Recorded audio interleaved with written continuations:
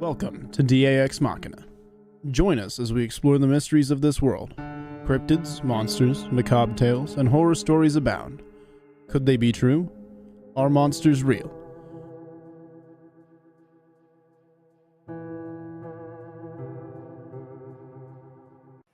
Good evening, folks, and thank you for joining us on another edition of DAExMachiNation. In the house tonight with me is Robbie Jed Rains.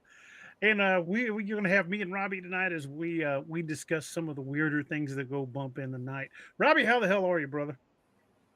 Oh, I'm doing pretty good. You can call me shit. What should y'all call me? Inside story. There's a bunch to choose from. Ah, hell, pick one. I don't care. Well, I couldn't give away what I said to call because that's giving away a little too much. Just a quick little update tidbit for y'all. Robbie's book is closing in on 30,000 words. He is really kicking it in the ass, and it's 28,640 something. I think 28,640 something words. He's really cruising along, and the story is getting really interesting. I think you guys are going to love that story when it's done. And I surpassed 35,000 on Lakeview Man. What the hell is that called? Oh yeah, Dead of Winter. Dead of Winter. I just drew a complete blank. Had a brain fart on one damn book. But hopefully I'll have Dead of Winter done in maybe a week. If I can keep up the pace, I've been getting up early and working all day. If I can keep up the pace, I might be in edits in a week. So keep your fingers crossed for me. That would be awesome to be able to have that thing done and another book out in the month of February. And I can't put a time frame on mine because once I get it wrote, DA and I are going to have a lot of stuff to do on mine because I've never done it before. So, well, there's a reason why now these days I can do a book in a couple of months if everything's going well, or I could do one a month if things are going really well.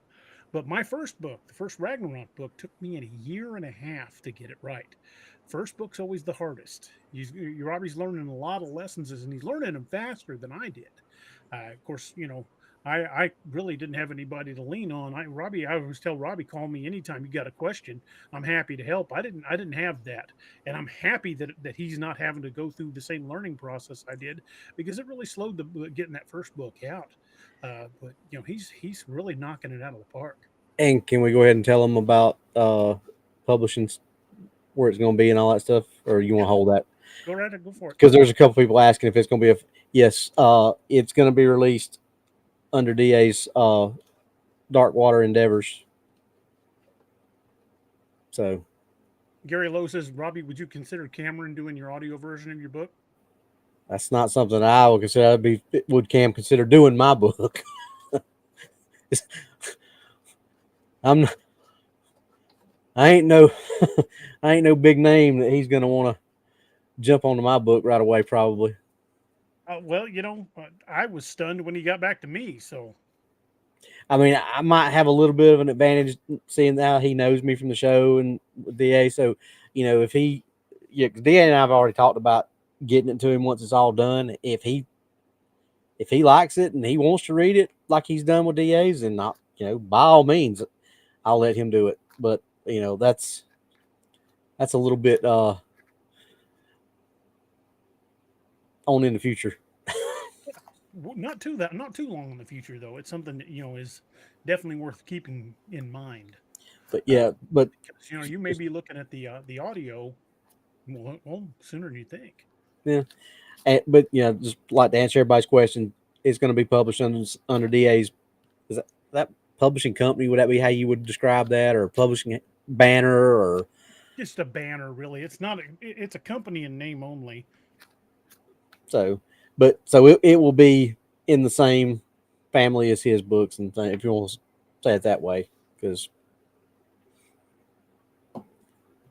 Well, I have a bit of interesting news about the most recent release about Dark Frontiers, Demon of Paladuro Canyon, and I will just throw that up on screen right now. I'm just going to share it. As you can see, it is now listed as a #1 bestseller, not just #1 in its category. And when we scroll down, check this out. It's #1 in Western horror still. It's been #1 in Western horror for what, 4 days now? #5 in action and adventure literary fiction, and #16 in historical mystery and thriller and suspense. That it's in the top 20 in 3 categories. It is really doing well, and that I really thank all of y'all for that. It's I'm so grateful and so thrilled that you guys have helped push this to where it is. So thank you guys so much for making this debut just absolutely awesome. Dude, I told you that I thought this one was in all, especially for the Dark Frontier series, best one. But I think it's probably the best one altogether. Appreciate it, man. I kind of poured it all into that one. Yeah, and you But can. I do that with each book. I try to top the last one, and I think I'm coming close with Lakeview, man. That's what I was about to say. The Demon of Paladuro, you stepped it up, and I said this. I said it felt like the Avengers Endgame saga. Well, it just feels like you're continuing that because it's just that, like you told me when we talked about when I got started on mine. It doesn't have to always necessarily be bigger and better, but you always have to up the ante, up the stakes. It just has to be, and I think you continually do that, which I've found out here recently. While you're typing what you're writing here, you got to think, okay, how can that tie in 2 or 3 books from now? And that's that's not 2 or 3 books ago. yeah, and that's something that unless you've done it or are doing it, you would think, because most people just think, oh, it's just writing a story. There's a whole hell of a lot more to it than just coming up with a story. Because I've had this story in my head for probably 25 years or more. Thank you, Sonia. It's not the exact same story it was when I first came up with it, but if it was just as easy as writing the story down and telling the story, I'd have done it 20 times over in that amount of time. But there's a lot more to it than just hats off to you, because you were right when you told me writing the story or coming up with the story is the easy part. It's all the other stuff that goes along with it that is hard. You know what Ernest Hemingway said, right? Writing is easy. All you have to do is sit down at a typewriter and bleed. I agree with that now. But it's also extremely rewarding. I mean, like I said, I'm just a hillbilly from Route 3, rural Route 3, Lebanon, Missouri, a little bitty ass farm in the butt crack of nowhere in a hillbilly town of Missouri. And it's humbling how many people in so many different parts of the world have read my books, and it's and it applies to you just as much as it does to me, dude. Stories are journeys that we all take together. Yeah. And without the reader, you would have no role for the writer. I mean, it's a journey that we all take together. And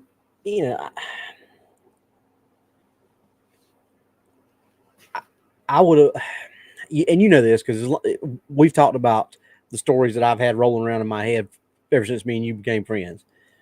And you've always been like, dude, you should do this. You should do this. But you and Cam sat there backstage before he came on. And out of nowhere, the first time I'd ever met Cam, he's like, so, Robbie, you got any stories you want to write? I'm like, well, yeah. He's all right. Get on it. That's how he is. I love Cam. Yeah. He's so funny. And, there beside you and Doc, there's one other person, and they know who they are, who really lit a fire under my butt to start. And like I told you, I was laying here one night, I couldn't go to sleep, and I sat there and thought about what I said, the first 2 or 3 chapters. I think I had it all, the first 3 chapters, I think, before I finally fell asleep, almost storyboarded out. And I went to work next morning, did what I was supposed to do before everything got started, and I sat down and I typed I think at least a chapter and a half, and emailed it to Doc and DA and one other. And I said, "What do y'all think of this?" And DA was like, "Dude, you wrote this?" I'm like, "Yeah, how bad is it?" Because I'm sitting there just waiting for the. So Yeah, I told him he was an idiot and that yeah, he was writing it crayon was and all. it was worse than I thought it was going to be. But now DA and I've kind of got a gentleman's agreement to push each other on these books and stuff. Yeah, it's been working. Yeah, I mean, between the two of us, we've got almost 70,000 words. We've and this is just in the last couple of weeks. Yeah, yeah, So that's oh because boy. when you sent your update today and you said you're over 35,000 words, then I guess you got my email right after you sent that. Then you sent me a text and said, "Dang, dude, you're right behind me." You're right on my ass. But that's the kind of thing that I think more writers should embrace. There are way too many writers out there that look at other writers as competition, and I don't. Just because I'm telling a story doesn't mean there's not room for other stories. I mean, how many of us out there have a bookshelf that have a bookshelf that's just one writer?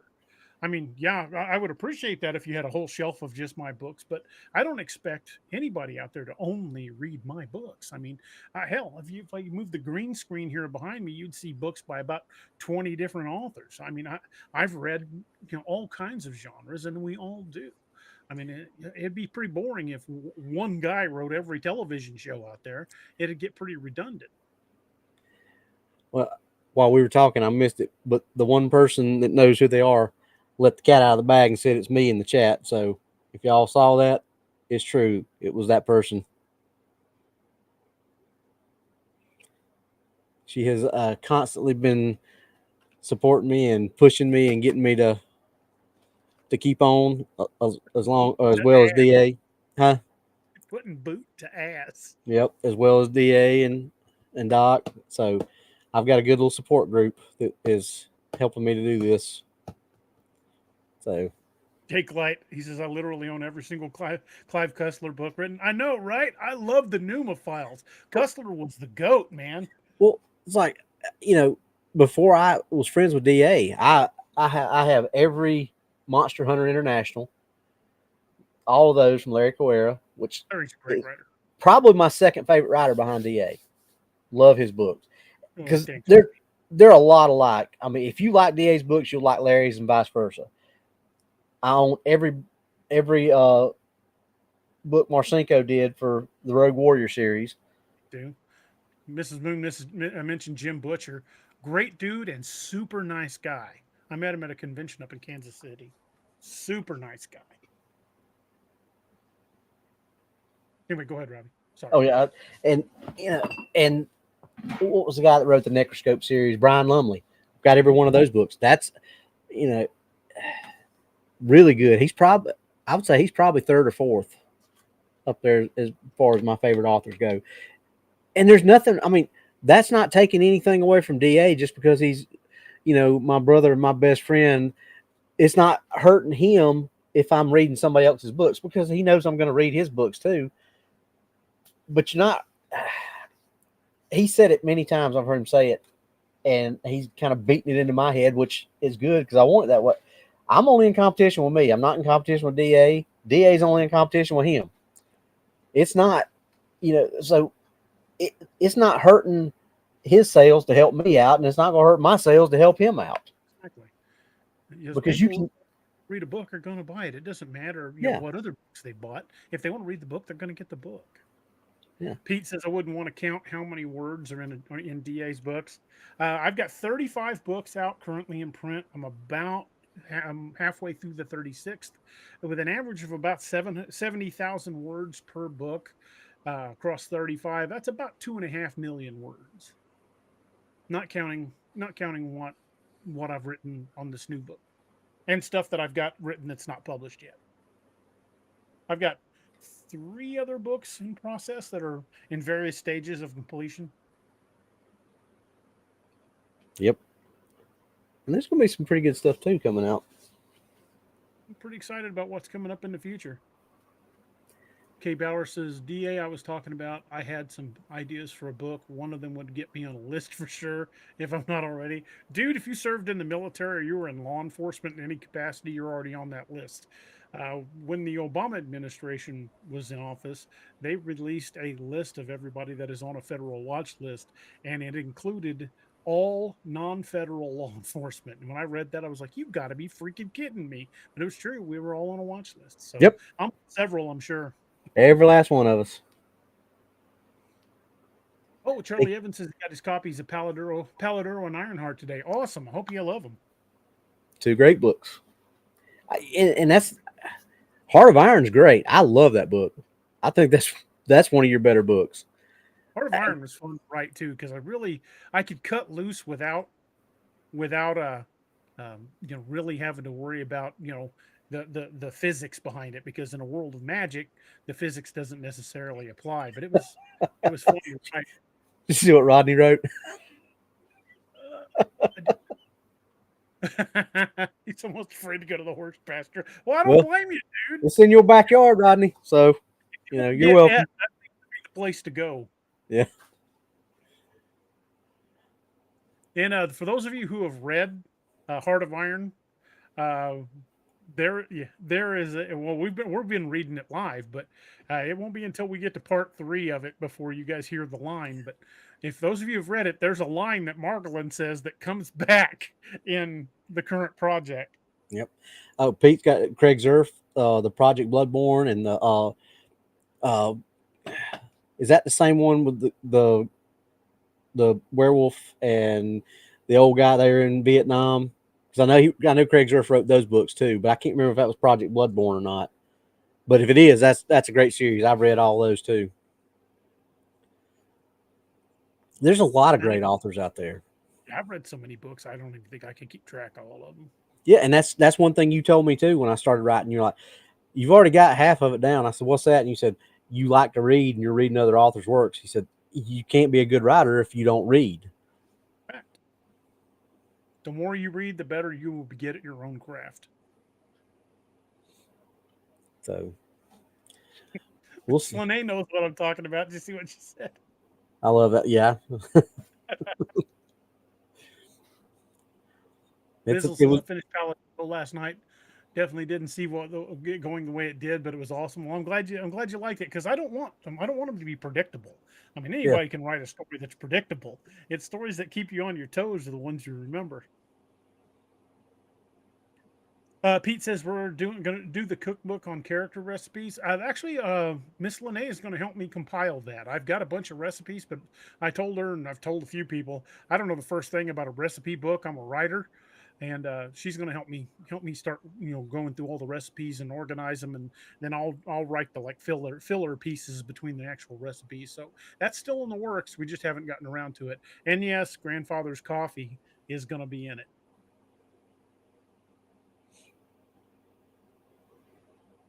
Roxanne says Sonia, Vicky, Lene, and girls Gray Eagle, the fan club.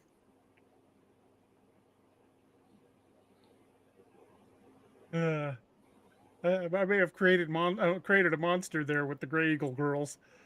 Yeah, I know. Speaking of guys who turn into wolves, maybe we should actually kind of nudge ourselves toward the topic for the night, lest we wind up talking about books all night. What train station? Yeah, what train station? We don't even have a train or rails. No rails. Wyatt says he needs a cup of grandfather's coffee right now. It's good. It's different. It'll be one of the most unique cups of coffee you've ever had.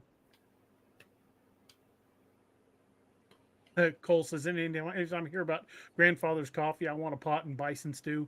The Wahanpi, the Lakota stew, will be in the recipe book. So will fry bread, uh, Declan's Cowboy Sloppy Joes. A lot of recipes in there that are actually ones that I've made over the years that I'm going to be adding in for different characters, and you know Guinness Guinness gravy and shepherd's pie, and Going to be some really good ones.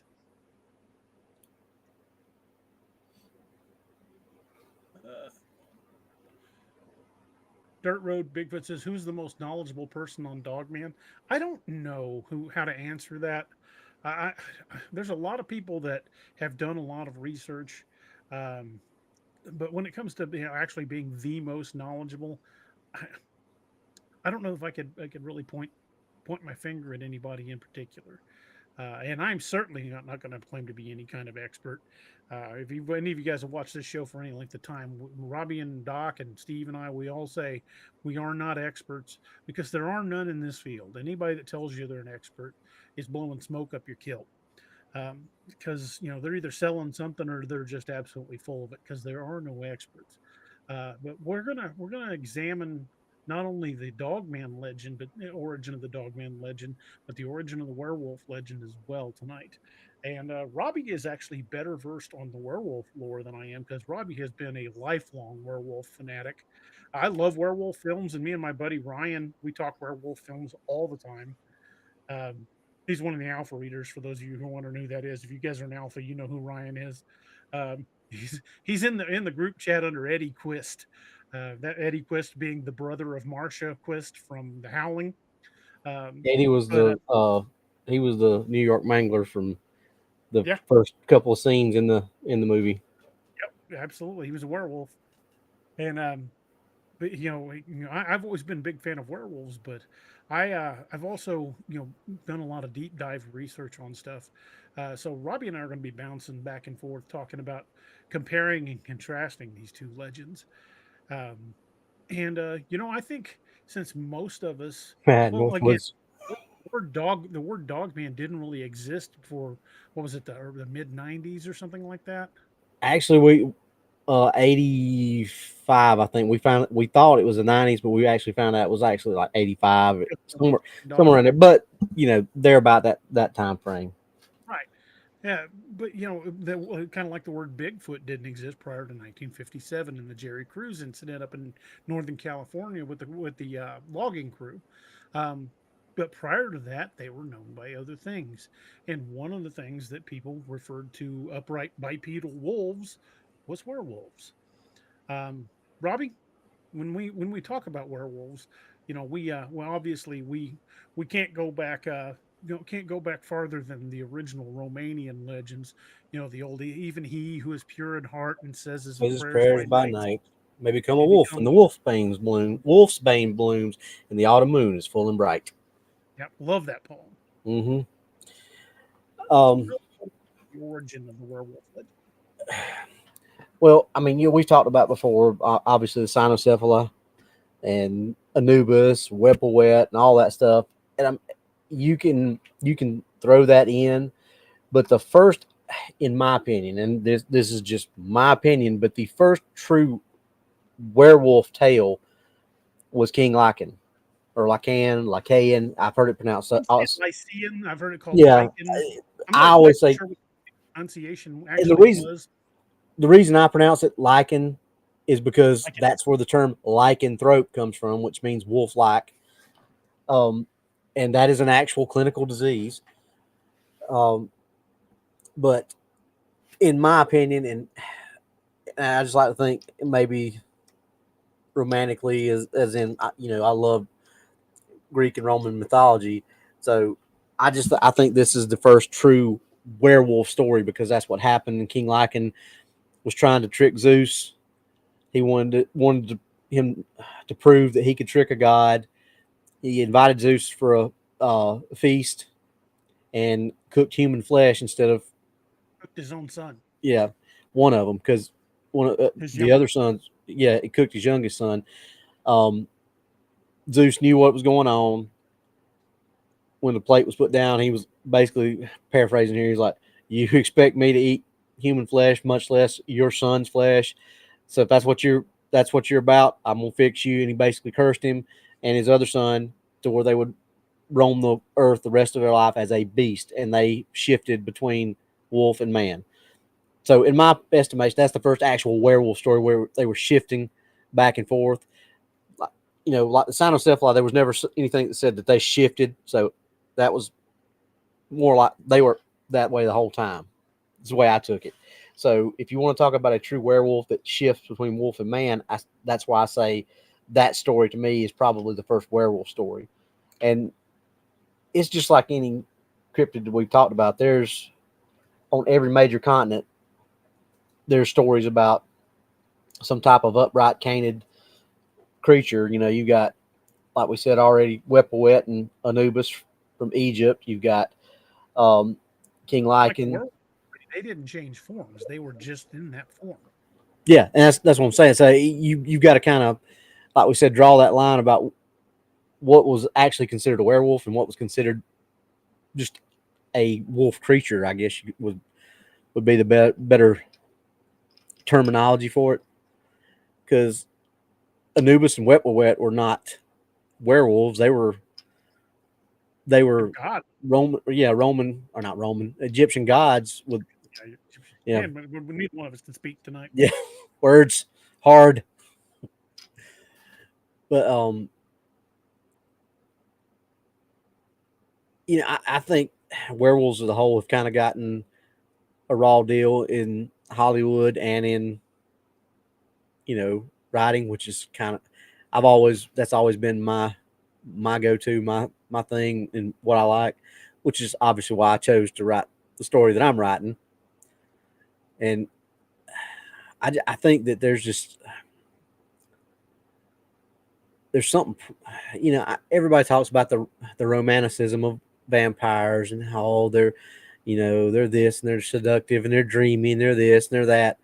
But to me, the raw power and primal rage of a werewolf, that's what gets me. I mean, it's just, you know, it's power. Right. Isabel says there's a few stories involving a belt or a cloak that would make them change really old stories. Yeah, referring to the Peter Straub stories. Peter Straub supposedly made a deal with the devil. This was an old German story about a guy who was convicted of becoming a werewolf, and he claimed that the devil gave him a belt made of a wolf's pelt that when he put it on, it allowed him to turn into a wolf. And I believe he was burned at the stake for killing people. Mm-hmm. Now there's that story that, and then there's others who say that if you drink water out of a wolf's paw under the full moon, that you can turn into a wolf. There's people that say that they were given salves by witches, that they put the salve on their body under the full moon, and that'll turn them. I mean, there's all kinds of. There's almost as many ways that people say they turn into werewolves as there are werewolf stories. Like you said, you got Peter Stroop, you got the Beast of Gévaudan, you got Story about that one. yeah, and that's the story that Like over 100 people over the course of the years. yeah that's the I want to say it was 185 maybe. It was almost 100. Yeah, it was close. It was right at 200. But the movie the Brotherhood of the Wolf, rather, that was what that movie was based on, was the Beast of Gévaudan. Mm-hmm. That was a good movie too. Yeah. 443 Big Vic. Yeah, my books are available through Amazon. You can also find them on my website, which is DAEroberts.net, but it's just going to link you to Amazon. So you can avoid the middleman and just go to Amazon and put in DA Roberts author, and it should take you to my author page.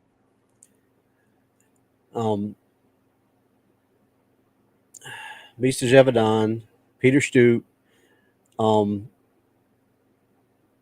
There was another one, and I can't remember what the kid's name was, but he was basically mentally handicapped, and he was accused of being a werewolf. And I want to say this one was in France, and they didn't actually kill him. They actually turned him over to the monastery and let the monastery take him, which he ended up dying a couple years later, just because that, you know, obviously they didn't have the same type of. I was curious. I drink all call it. I believe that was old Romanian. Yeah, it makes as much sense as wrapping a belt made from wolf pelt around you, and I mean that's just what some of the legends say, you know. And actually, if you've ever heard of the I think it was Netflix or Hulu. What was the series with Skarsgård and what's his name? Huh? Hemlock Grove. Hemlock Grove. That's how they turned into a werewolf in Hemlock Grove, was drinking water out of a paw print. It actually shows him, Landon Liberan, taking a drinking out of a wolf's paw, and they talk about that. And Do you think that actually works? I don't know. I ain't never tried it. Whenever I hear about drinking out of any kind of print, I always think about that line from True Grit, uh, which John Wayne says, "A hoof print. I ain't never met one of you boys from Texas what ain't drink water out of a hoof print." We call them brush scrubbers or something. All you boys from Texas been mounted on sheep. Great movie. It was a good movie. Sorry, that just kind of threw me off. Huh. My fault for the first movie derailment of the night. See, it wasn't me for once in a blue moon. But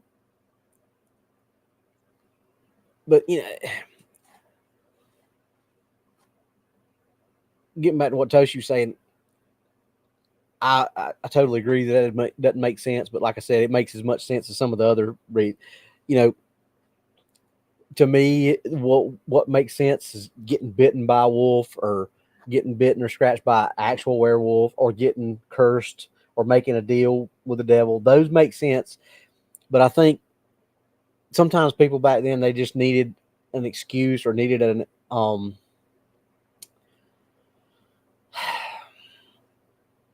don't want to say explanation, but that sometimes they did need an explanation for things that they couldn't explain. Like we said many times, this would be considered magic if we went back into those times. So maybe some of that stuff is stuff that they just, somebody just saw a wolf's print and thought, oh, well, that's how it happened. And he just started telling people, and it caught on. I don't know. I don't know how that got started. I just know that was one of the ways that people used to say that you could turn into a werewolf. Fad says, "Well, that didn't take long." Of course not. Yeah, of course. But I think one of the primary differences between what people consider a werewolf, a classic werewolf, and a dogman, is the ability to change forms. Yep. Now, I've had a kind of a working theory for a while, and I don't know if I'm right or not. It's just a theory. I have often wondered if, maybe since the records of the cynocephali go back to ancient Rome and Greece, if maybe during the Middle Ages in Europe, somebody saw some of these dog-headed warriors, and since they didn't have another explanation, they assumed somebody was cursed and turned into it. Now, I'm not saying that's got to be the fact of the matter. I've just wondered that. I've wondered if the legend of the dog man might explain the legend of the werewolf, and then there's no actual transformation. But then you've got other stories where people have claimed to have seen someone changing. We've also got all these reports of people that will find a pile of clothes in the woods that are folded up neatly, and then later they will report seeing a dog man like creature. So I don't know. I've never seen. I've seen a dog man. I did see one in Land Between the Lakes a couple of years ago. Well, 3 years ago now. But I've never seen evidence of it shifting forms. Now, that doesn't mean it doesn't. That doesn't mean it can't. That's just as I'm a Missourian, and the motto of Missouri is the "Show Me State."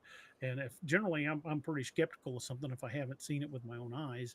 But I'm not saying it's impossible. It just, to me, it almost makes more sense that it might just have been a primitive method of explaining the cynocephali by saying, oh, that had to have been a person that turned into it. Or if a person disappeared and then that thing showed up, they're like, oh, Jimmy over there must have turned into that thing. I can almost see how that would work, but yet the legends persist of transformations by moonlight. Yeah, and it's just like when you look at the old movies Lon Chaney, and I can't remember who was in the Werewolf of London, who starred in that movie. But you look at those movies and look at those types, that's what I would call a wolf man. Not. I mean, I guess technically it is a werewolf because they say werewolf in that, but when you look at that, it looks more like a man that just had a bad Well, hair day for the most part. he became a monster wolf. There was no man to it. He turned into a wolf type creature. However, in like the old Lon Chaney or Bela Lugosi Wolfman films, it was still, by and large, a man. And Mm-hmm. I don't know if that's because of that's how they really truly wanted to depict it, or the fact that they didn't the technology didn't exist to turn a man into a two-legged wolf. Yeah, and but that was where I was going with that is if you look at that and look at how that was depicted, and then you move forward, you didn't see anything like that again, other than those old movies, Universal movies. You didn't see anything like that again, a wolf man like that, or a werewolf, whatever you want to call it, until you get Teen Wolf. Right. And you hit Teen Wolf, Uh, and that you hit that again, and then you didn't see it again until the the TV show Teen Wolf, and then obviously Benicio del Toro when he remade, and he did that as a he tried to remake that as faithful to the original as he could. But that, I mean, obviously they had to change things, which I ain't got no problem. I like that movie. There's people that don't like it. I think that they did a real good job on that movie. A lot better than this new Wolfman that has just come out. That's a I haven't steaming seen it. pilot. Well, I've seen enough reviews and seen enough. Yeah, David Naughton played the werewolf in American Werewolf in London. But I've seen enough reviews on it to know that's a steaming pile of crap. The it's more he dives more into a disease, and he looks more like a zombie than it does anything resembling a werewolf. So, you know,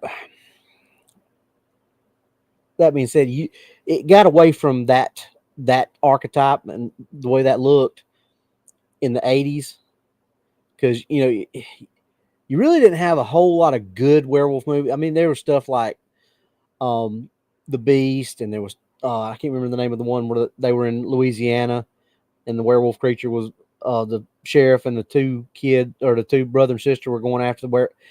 I can't Yeah, I remember the can't name of think. that one, but it was an old '70s movie. But the werewolf was looking more like what we would expect a werewolf to look like, and then you get the '80s, and you get The Howling, and you get American Werewolf in London, which two totally completely different takes on werewolves. But look at how much more savage they looked, how much more beast-like they looked. You can't really confuse either one of those with a man that is just maybe turned into some kind of wolf creature. That's a straight up beast from hell, basically both of them. So I think there's a shift. Yeah, you're talking about Howling 3, the marsupials. Yes, dude. Past the first Howling, Don't watch those. they're all stupid. I mean, 2 was dumb as a box of rocks. 3 was Kind of like, kind of like when I cheesy. watched Highlander Sons and like, this is cool, Dad. Is there any others? I'm like, Nope, no, there's nope. no There can others only past this one. there can be only one. Yes, Bizzle, I've seen Where. That's a really good movie. And I think, if I'm not mistaken, I think they kind of based that off a true life crime.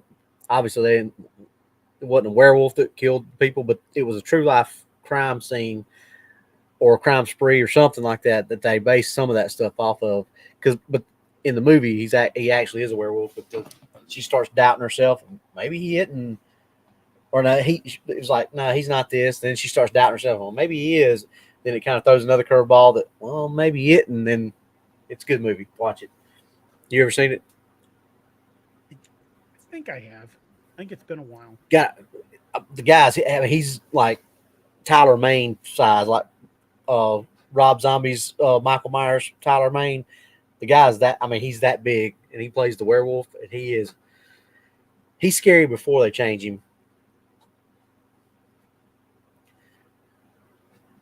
So yeah, just for all y'all out there in the chat, and DA will tell you this because he experimented with this while I was in Missouri and laughed his butt off. I've seen just about every werewolf movie out there because he was like, "Hey, Robbie," I'm like, "Yeah." He said, "What was the werewolf movie where the kids were in the went to the cabin for his one of the kids' dads, and the werewolf was in there to talk to?" I said, "Oh, Big Bad Wolf." He said, "See, that I was is the illustrating to Doc how Robbie has kind of an encyclopedic knowledge, especially of horror films, and I just picked one in my brain at random and rattled it off. And Robbie's like, "Oh, you mean?" And I looked at Doc and went, "Told you." so." Yeah, if it's a werewolf movie, yes, the cat I've seen Silver Bullet like 5,000 times. That's my favorite werewolf movie of all time. And some people give me a funny look when I say that over The Howling, but Silver Bullet's just that was the very first scary werewolf movie I ever watched as a kid. So it's just got that special place in my heart. I'm not saying it's better than The Howling or American Werewolf in London. That's just my favorite. The And it's Howling is always special to me. well, 2 words, Marcia Quist. fair, Ooh, fair. But my God, she was the smoking hot in those days. Silver Bullet has the greatest line of any movie ever. And you know what I'm about Gary, to say. Yep, Gary Busey. No, no, no, no, no. I'm too old to play the Hardy Boys meet Reverend Werewolf. It's you Gary can't beat that. Busey. It's Gary Busey before he cracked his head open on highway. It was a Highway 81.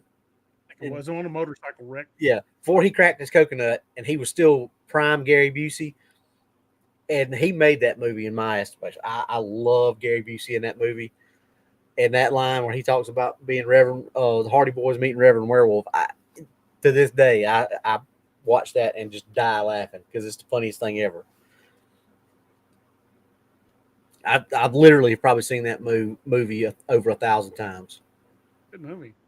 I've read the book or the novelette, Cycle of the Werewolf. Hmm. And actually, that's one of the very few times that a movie is actually because the book is really short and the way it's written is kind of confusing. You read it or read it, hadn't you? It's really Right. confusing because it's written like a calendar, Hmm. and it's just little small stories that go along with whatever month, and it takes place over a year in Tarker's Mill. So this is one where the movie is actually a lot better and actually explains a lot more and go. So that's why when people kind of put that movie down, some of them have not read the book and don't realize that Dino De Laurentiis didn't have a whole lot to work with from the book. There I, wasn't a lot there. I don't think that'll only work if the werewolf stops to drink it.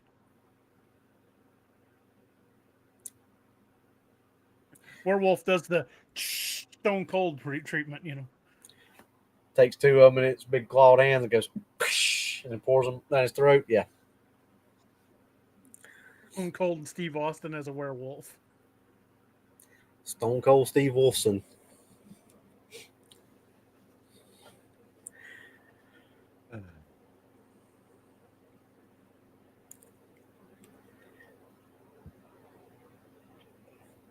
So,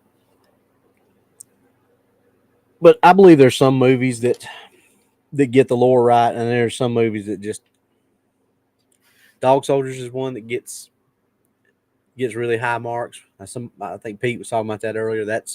We've talked about that. That's a great movie. And I miss Lene. You get some rest, and we're gonna keep praying for you. See you, Miss Lene. But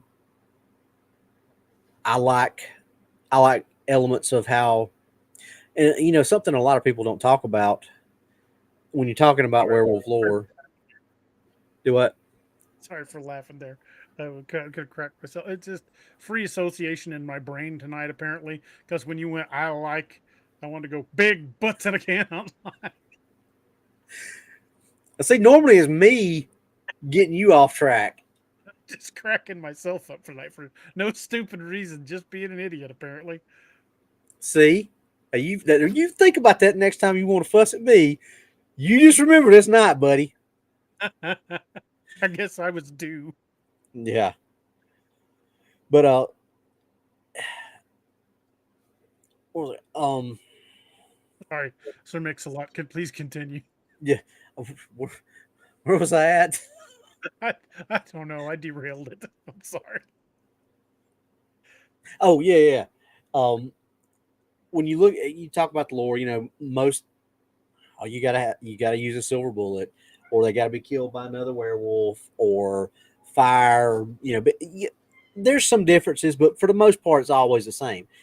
But you don't ever hear a lot of people talk about the fact that they killed the werewolf in American Werewolf in London with just regular bullets. Regular bullets.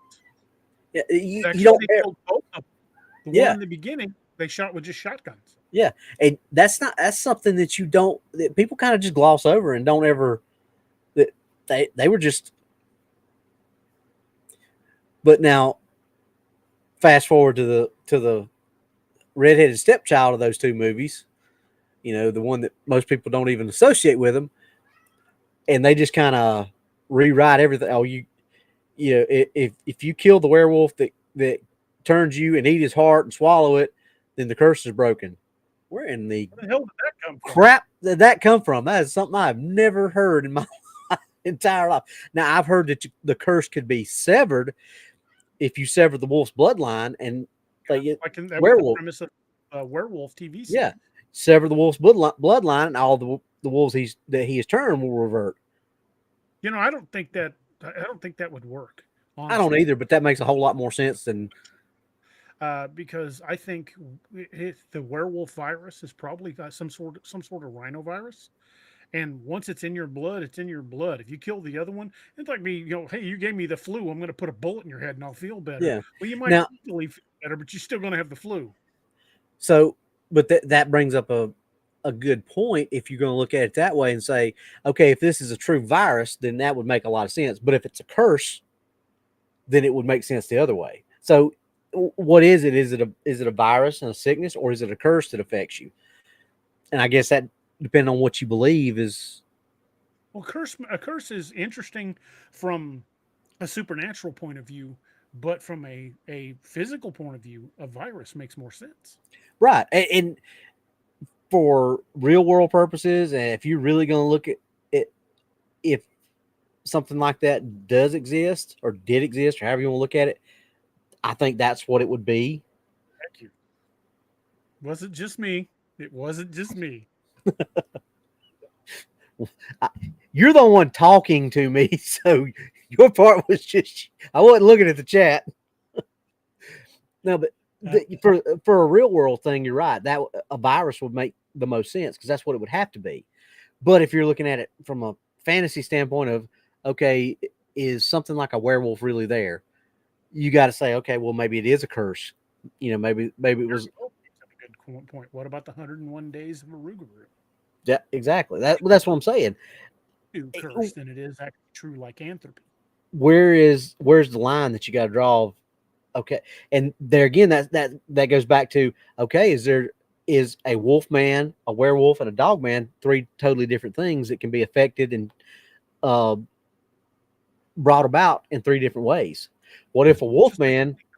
One type of Bigfoot. Well, heck, from eyewitness accounts, it's obvious there's more than one type. But I think that there's more than one type of lycanthrope, if you want to, or werewolf, dogman, whatever term you want to use. I think there's more than one type. I Yeah, mean, Cherokee described an entirely different type in the Ulonga dog Lala, the spirit with knife teeth. yeah, and that's what I'm saying.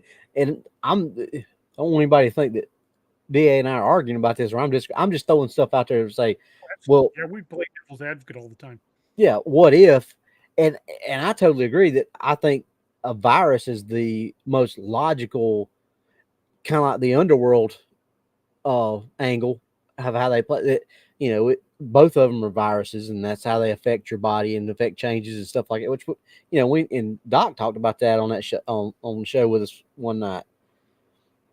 Hey, I just had a crazy thought. But it for some reason it just clicked in my head and it makes perfect sense. If lycanthropy is a virus, what have people been using for hundreds of years to fight viruses before the invention of antibiotics. Colloidal silver. Mm-hmm.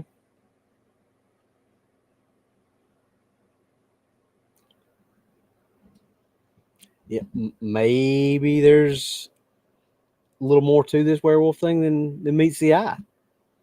That makes quite a bit of crazy sense. What if the reason they were able to say that silver kills a werewolf, they didn't mean silver bullets. They meant if you could hold them down and pour colloidal silver down the throat, it would kill the virus. That'd be the good plot, a good plot point for a certain book I know somebody's writing. Hmm.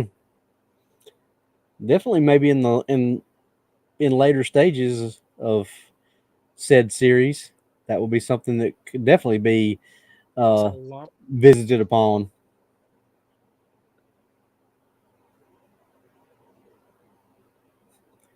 That means he's got an idea, folks. Oh, oh. I don't know if I should say it on the air.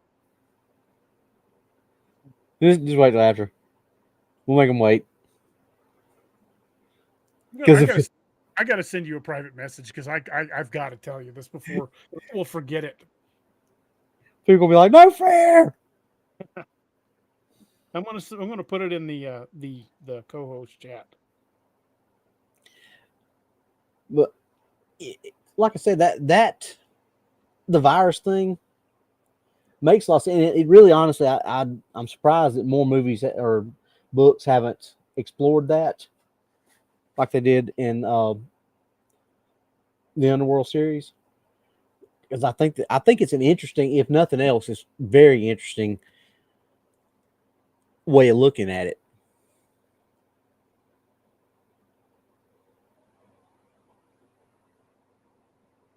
Different.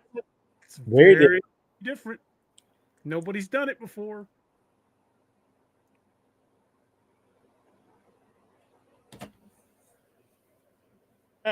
Things that make you go, hmm. Hmm. I like that. Thought you might. I know I did. I mean, I was thinking, God dang, if he doesn't want to use this, I might. But it's perfect for what you're doing.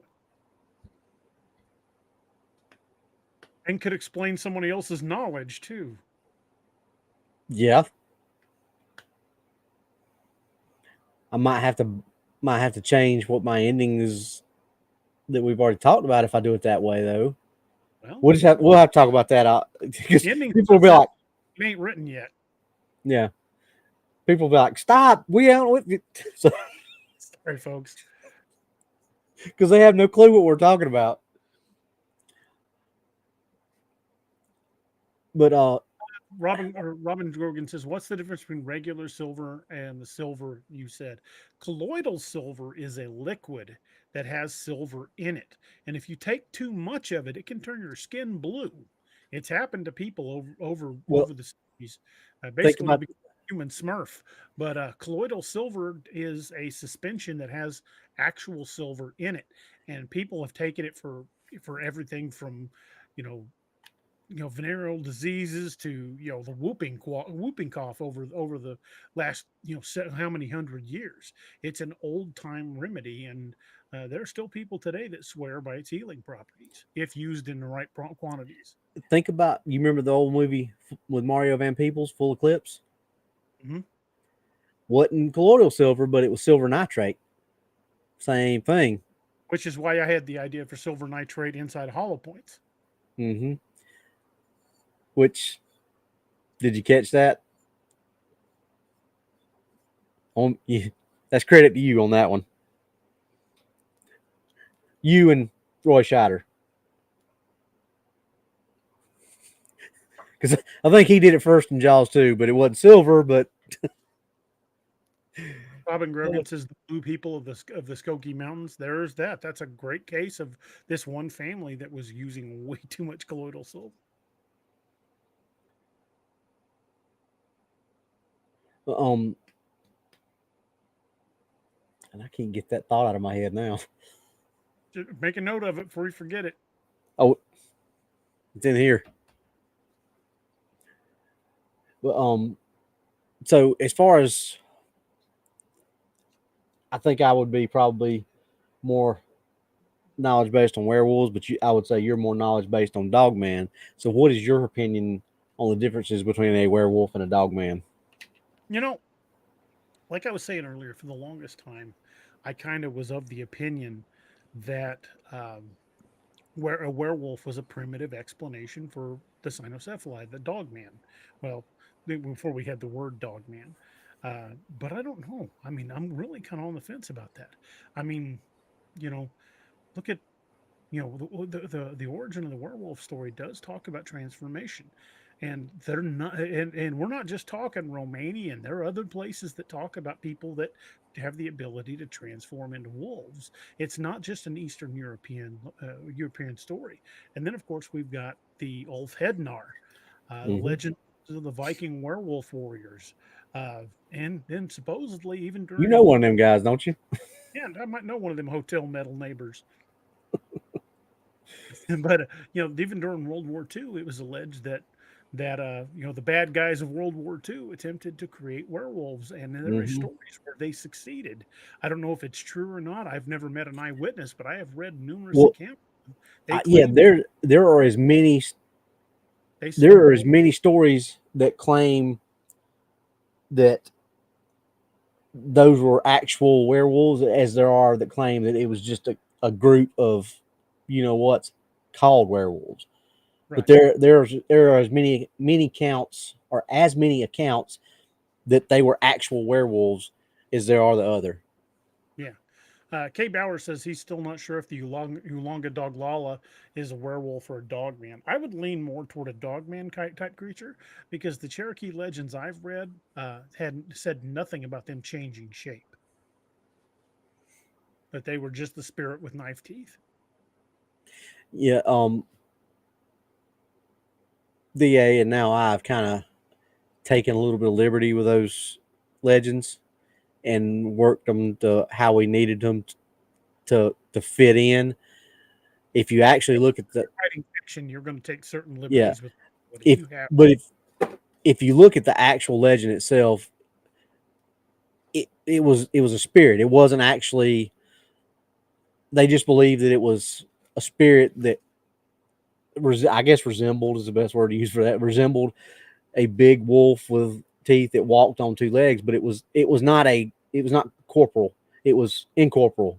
It was like a ghost, but it could still kill people and do things like that. But it was not in the physical plane. Would that be the best way to describe it, Da? Yeah, Like I that's a said, point. Put it. we've kind of morphed it around to where and this is all credit to Da because he's the one that came up with this part of it. Is it basically was what we would call a werewolf, and if you chose the right path, you could shift back and forth. But if you Chose the st- wrong path. chose the wrong path, then you would be stuck in that form and not be able to ever come back. Or can't say ever. Ryan Barber's in the house. What's up, buddy? Well, baby Hulk, what's up? Uh, that's a very good question. Larry Berlin says, "You think werewolves walk on plantigrade feet versus digitigrade?" For those of you who don't understand those terms, digitigrade feet are like ours, like a human foot with the full the arch and the toes and everything. But plantigrade is like, no, I'm sorry, yeah, plantigrade is like what we have. Digitigrade feet are like a dog's hind leg, where they've got that kind of hawked foot. Mm-hmm. The backward facing knee Yeah, the backward looks like a facing. hyperextended knee, like Well, that. when you look at it though, if you look at a dog's leg, the way that moves and then moves back again, it's almost like that entire lower thing is what became a foot. And Playing the dew claw. yeah, well, but if you look at it, there's there's things for both. I mean, look at the werewolf and I know we're talking about movies, but movies, books, things like that, everybody's got their own take on it. If you look at the werewolf in Silver Bullet, walked, pretty much. I mean, looked like a Bigfoot track with claws on it. Remember when old guy was in there cleaning off the railroad tracks first? The first guy that gets killed, he looks down. It looks like a Bigfoot track with 5 claws at the end of the toes, and it had 5 digits. But then look at dog soldiers. It was like a wolf just actually stood up, and its legs were still bent backwards or hyperextended, or however you want to. So I mean, and even if you think about it, think about when Lon Chaney was going through the transformation and was walking. They had his legs bent backwards. It's kind of hard to tell because he had pants on still, but you could tell the way he was walking was kind of like he was standing. That is actually the heel and tendon, and to me that makes sense. I mean, if a digitigrade foot was just the earlier evolution of an actual plantigrade foot, if a dog stood up on its hind legs and put that whole lower part down, that would be much more stable than just walking on the tips of its paws. Mm-hmm. Well, and you've seen videos of modern day dogs that people like. There's just one video, and I think I sent it to you. The dog that doesn't have any front legs, and it's learned to walk. It hops. It can't It has to kind of hop like that. A black bear with a mangled front paw that learned to walk very well on its hind legs, but it's still kind of stilted. It wouldn't pass for human like walking, but it is walking on 2 legs. So I guess it really boils down to what you think, what you believe, because there's stories on both sides that enough to substantiate both. Brian's got a good point. He's always wanted to ask, do you think the cracking when a dog man stands up is the joint dislocating and then relocating to accommodate the bipedalism? The hip would have to rotate over that huge bump. This guy said that for past I think it's 2 years. Yeah, I've been saying this for a while. I think it's partially that their hips are popping, or changing location, like the hips are like splaying out more to handle the weight. But I think a lot of that cracking sound is their hands going there because they approach on all fours. A lot of stories, they hear that popping sound, they stand up, and suddenly they have hands. I think that they're and I think we found dogman bodies before, but their natural state is to have those hands drawn up into paws, and when they die, their hands just kind of naturally go back to that. I think we found massive wolves that were actually dogmen. I think part of that popping noise is them orienting their digits to use them as hands. But that's just my idea on the thing. Did you say K Bowers? Yeah, Not that would be a brown pants moment too. Robert Ray says, so if an LBL dogman or creature from Werewolf Springs comes to visit, I'll need silver bullets, blades. Maybe. I would definitely say you're going to need, something with some serious pew pew power behind it. But I can't say for sure that silver works. I don't know. K Bauer says, D, remember, there's a weird shaped tree trunk in our front yard in a sleepy state the other night. I thought it was a pumpkin head almost. Yeah. If I saw a pumpkin head out in my front yard, yeah, I'd either be exfiltrating the back door as quickly as possible, or yeah, there would be some shaking one out of my pant leg for certain. That'd be pretty terrifying. Pumpkinhead scares the heebie-jeebies out of me. Be looking for Ed Harley and putting a bullet in his head. Right, he wants you to. No, good damn you to hell. He already did, Ed Harley. She was as scary as Pumpkinhead, though. Yeah, she was as scary as that damn thing, man. She was terrifying. That's a very underrated movie. I love that movie. The first one. Everything else, like we talked about before, stupid. Let's see. Roxanne says, when did Werewolf Dogman show with a tail? The one I saw on LBL had a tail. I can't say with any veracity if one or the other has or doesn't have a tail, but the only time I've had a visual sighting, full on visual of a dog man, it had a tail. Most, if you look at most major movies, most of the werewolves don't. I can't.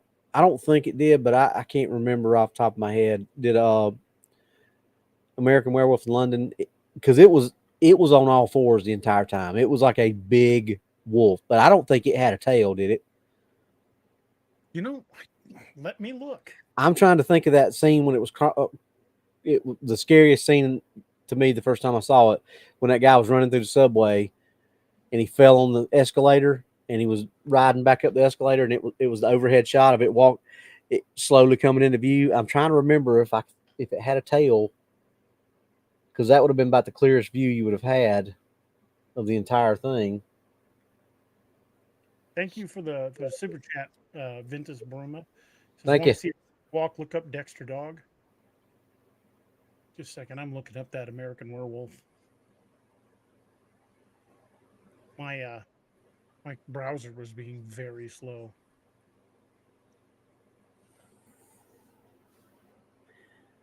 But but now if you look at drawings online, things that people have described, most of those have a tail. It's not looking like any of the pictures of the American Werewolf and London Werewolf. It doesn't look like it's got a tail. I don't see any really good, like full body shots of any of the images, the stills I'm finding. Most of them are from the front, but some of the stills that kind of show it like a 3/4, it doesn't look like it's got a tail. Larry, the problem with making silver into an actual bullet is silver is a very hard metal, and it tends to get hung up on riflings, and it'll cause it to tumble and mess your riflings up. What? Yeah, you cut out. Silver would work much better in a shotgun than it would Yeah, in which a rifle. which is, remember what I told you about Bain County, how they did that. That if I was gonna make a silver if I was gonna make a silver bullet, that's the best $1.80 I ever spent. There's I can't remember the guy's name. Do you remember what I told you the guy's name was? DA that wrote those books. I cannot think of the dude's Was it name. Rice? Something Rice, maybe. Nate. Anyway, I can consult the Googles. consult the Googles while I'm telling this. He wrote a series of books called Bain County, and this is based out of one of the big national forests in California. Rice, you are correct. Okay, I thought that might be what it was. Anyway, the main character in the first book and his cousin make silver bullets, but they basically make silver slugs. Their grandfather collected old coins, so they went through what? That would work. Paper patch and gunny. All the rage in 1880s Africa. Anytime I hear paper patching, I think of that old guy. I loved him. Levon Helm. Yeah, He was the best part of that whole movie. but Still, anyway, yep. So they get a bunch of dimes, $1.80 worth of dimes, because they used the line from was the Young Guns 2, or there's two. They, quit lying down on the job, Bob. best $1.80 I ever spent. So they make slugs out of silver dimes in the first book, and of course they get a little bit more proficient at it later on. But they just basically put a sabot in a shotgun slug or a shotgun shell and made a silver shell out of it. So that would be, in my estimation, DA, Doc, and I have all talked about it, and we pretty much all agree that would be about your best bet if you're going to do something like that, because silver is hard, and you can make a silver bullet. Bad though. Do what? That paper patching idea is not a bad idea. Yeah, and for anybody that doesn't know what that is, basically, what I was talking about silver being too hard and it doesn't work against the riflings. Paper patching is, I guess, for lack of a better term, it pretty much works like a sabot. Mm-hmm. You would wind the paper or wind the projectile up in some paper, and the paper would allow. Paper unravels the muzzle. Yeah, it unravels through the muzzle, and it doesn't. It wouldn't. The bullet wouldn't, or the projectile wouldn't get hung up on the rifling like it would if it was just the silver. Because, like I said, the silver's so hard, it doesn't. It wouldn't follow the rifling. It would just like bore through it, and it would cause it to tumble, and you'd lose velocity. You'd lose. Energy transfer. You'd lose everything. I mean, you'd lose everything. So, but paper patching, like you said, that would be a very feasible thing to try. Work in silver bullets, that is. Yeah. Black powder pistols. Yeah. I mean, it's smooth bore. Yeah. Yeah. Because that would be, you wouldn't have to worry about rifling or anything like that. Because those are not very accurate past 25 yards anyway. Unless you're Wild Bill Hickok. Well, yeah. But yeah, you would. There's ways, but it would be just like going down to the the Bass Pro Shop and buying you a box of ammo off the shelf. It would have to be something custom made by somebody who knew what they were doing, because there's a lot of stuff that has to be taken into consideration. The type of firearm, the powder load, because you probably couldn't. I wouldn't say you would be able to run anything really hot. You would probably have to run a real low grain load with something that hard just to keep it from tumbling. Because if you put too hot of a load behind something like that, it's not gonna unless the paper patching helped it to spin, which I think that would probably just help it to not get hung up on the rifling. That was all it was for, was to not get. Yeah, I don't think that would help any grooves. Yeah, I don't think that would help in true spin of the bullet. So you would have to really work with your load on it. It'd be a lot of trial and error. You wouldn't be able to just. That's why I kind of like the idea of what we talked about. That's in that. What I'm using is the hollow points with the silver nitrate and the epoxy over the cavity. It takes all the guesswork out of it, because you got a projectile already that's rated for doing what it's supposed to do. You already got that cavity in there, and I'm pretty sure that epoxy resin would handle that heat, because I think it would too.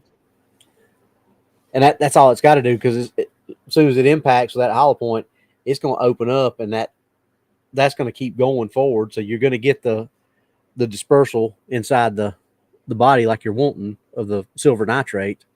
It would also vary with the rifle as well. I mean, look at those big solid core buffalo slugs going in certain rifles. Yep. That's what as well. That's what we're talking about. Putting liquid silver in basically taking a hollow point, and like they did in Jaws 2, like when Roy Scheider came in there and was putting cyanide. I think is what he was using there, right? Problems with what he was doing is he's putting cyanide in there. Great, grand, wonderful. But he's taking candle wax and putting it over the top of the cyanide.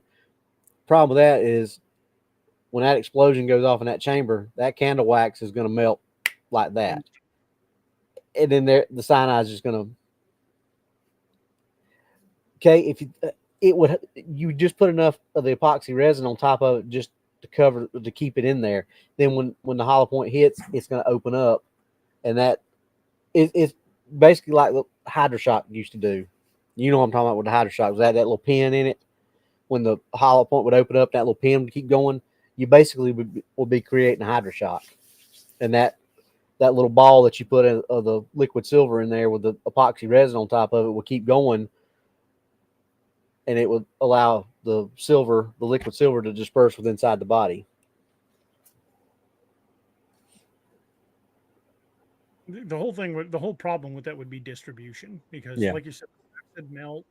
Depends on what kind of liquid it was. It might just instantly evaporate. There's a lot of tricks to it, and there's a science to creating good, stable ballistics. I'm a pretty avid shooter, but I don't know the ballistics. Yeah, and that's DA and I know how to. We can pretty much hit anything you tell us to shoot at. so can Doc, so can Johnny, but Doc and Johnny also know ballistics of just about everything. So that's where they're on a different level than DA and I. You put a gun in either one of our hands, and we can do anything you need to do. But you ask me what the muzzle velocity of an M16 at 1,000 meters is, I'm gonna be like, a lot. But you ask Doc or Johnny, and they're gonna probably tell you within, a couple hundred meters per second. Yeah. Robin Gershner says the Lakota had a group of warriors called the Dogmen. Were they actually dogmen, or did they just wear wolf pelts? It was a warrior society known as the Hotametaneo, and it was originally a Comanche society. But with the success that the Comanche had, many other tribes adopted into it. So there were multiple tribes with similar dog soldier uh, type societies. The Lakota did have one, but it was originally Comanche. In fact, the word Hotametaneo is Comanche. Um, but again, yeah, the Lakota and the Dakota both had their own versions of it. Um, and there was tales that the most powerful of the dog soldiers could actually change form. Now, that's not historically documented. That's just down in oral tradition, from some of the stories I've heard, and some of the shall we say, more interesting versions of the story. I can't really, say that it's true. I can't say that it's not true. But I would say that we would be gravely mistaken to underestimate Native American power. I would say their magic is far more potent than we realize. Yeah, and like you said, it's going back to the ballistics part of it. It's not something that we can say 100%. I mean, we'd have to actually test it, but for purposes of what DA and I are using it for in books, it's plausible enough based on the things that we've learned from Johnny and Doc that it's plausible enough to where it's you can make sense enough of it to put it in a book and say, okay, yeah, that makes enough sense. But to actually see if it would work in a real world scenario, that'd take a lot of testing, because I'm sure it wouldn't just be the simple fact of going out and squirting melting some silver down, squirting it in a hollow point, and squirting some gorilla glue epoxy on it and hoping for the best. I mean, there's a lot more to it than that. And you know, yeah, and I think that's kind of where we got the idea is because they had the bullets for the lichens and the bullets for the vampires. They had the UV bullets and they had the silver bullets, liquid silver. Um, but the thing with that is, they had the big budget to just Make it look good, but it doesn't necessarily. yeah, The science ain't going to back it up. right. It's like Because any other good how piece do of you fiction. It how do you sounds make an ultraviolet bullet? actually work. Yeah, how do you make an ultraviolet bullet? Yeah, exactly. What's the science behind that? You shooting a light bulb at them that's got a mini battery or a generator in it Pretty that much. that's you know spooled Heroic up. power. Yeah. So I mean, I think the silver nitrate or liquid silver, or whatever or melted silver, whatever you want to call it, I think that's feasible and plausible. But an ultraviolet bullet, I don't see there's any science that could back that up. So that's just movie stuff. Yeah, I would agree.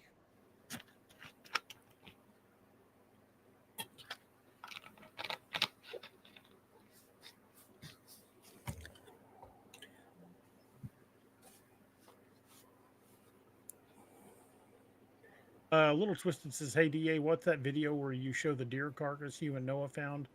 Uh, I'll see if I can find it. If you guys would like to see that again, I don't have it uploaded to the channel anymore. If you're on the Patreon, it's up there. Uh, but I don't think it's on the YouTube channel at the moment. I don't think it ever got uploaded. It was supposed to, but I don't think it ever did.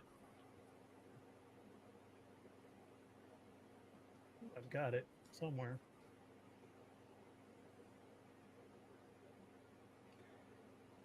Yeah, Troll Hunter's a interesting movie. You talk, Yeah, interesting's a good word for it.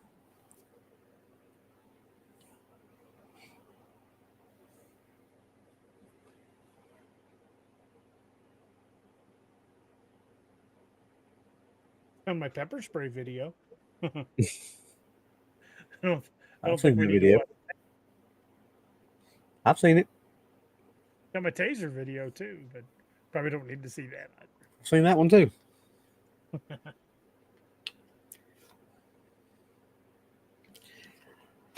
I burned my taser video. I kept it just in case.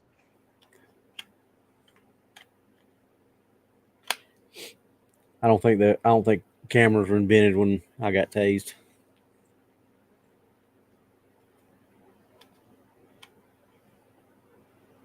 Well, our department had a strict policy. If you couldn't prove via video that you'd been tased before, you were getting hit again. And after being hit a few times, I'm like, you know what? I'm keeping multiple copies of this now. Yeah, we didn't have that.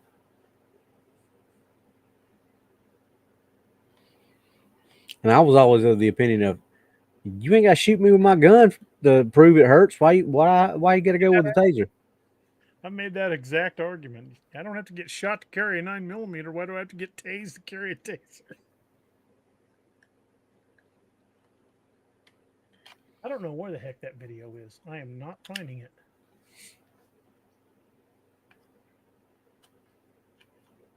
This sucks. I know I had it.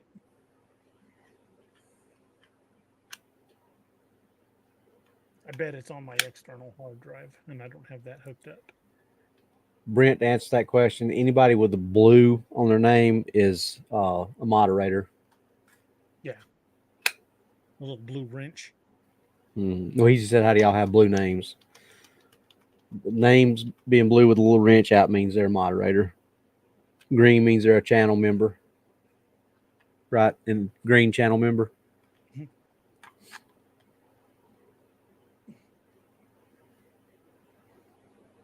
Well, I am not finding that stupid video. I'm going to have to hunt that up for another time.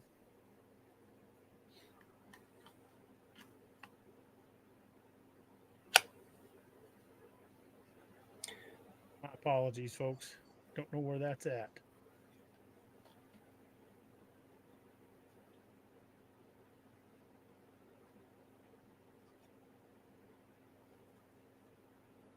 Okay, sorry about that. We'll get back to the show there.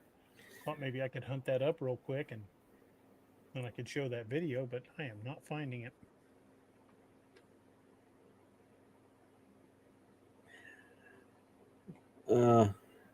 You wanna?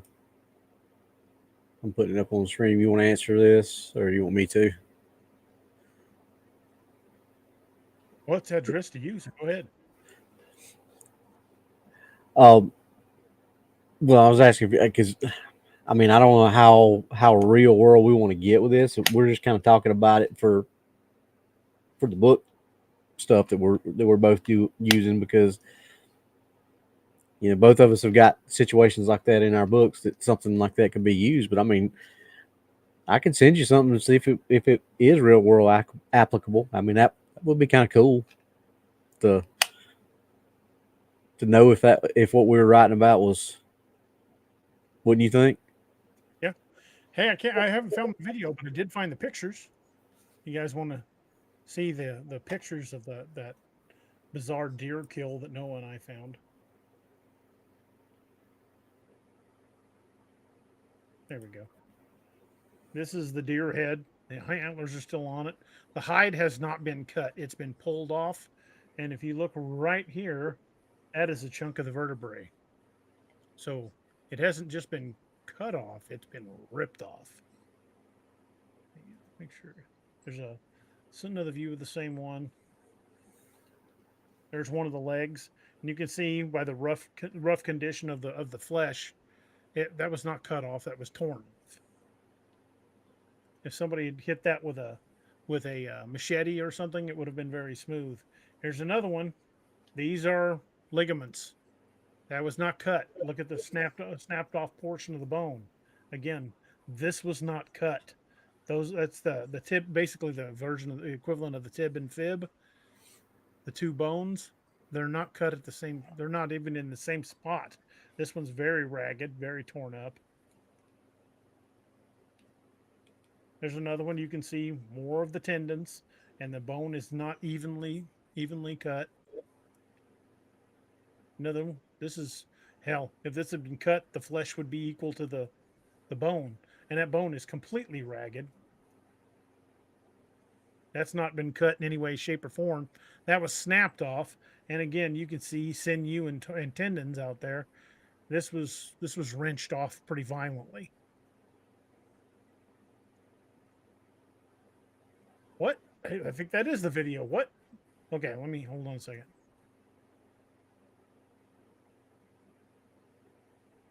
Oh, this was down at Combs Fair, down at this is one of the ones we found down at Blunk Road.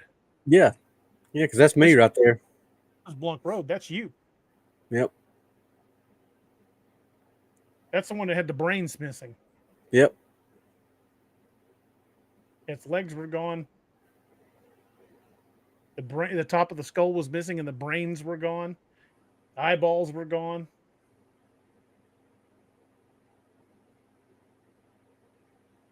And that is the second deer head that we came across down there. The first one was in the road. That's us going up to the first deer head in the road. Somebody had taken the antlers. The antlers had been cut off, but the eyeballs were gone. The tongue was gone. I think the lower jaw was gone. Yeah, that's what was this. You can see the nose is missing too. That's not a smooth cut either. That has been torn off.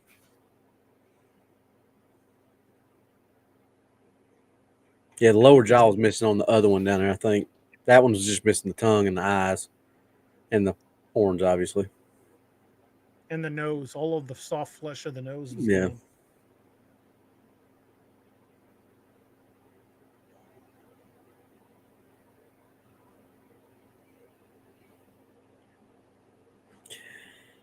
Blunt Road never disappoints. Well, Blunt Road's pretty freaking creepy.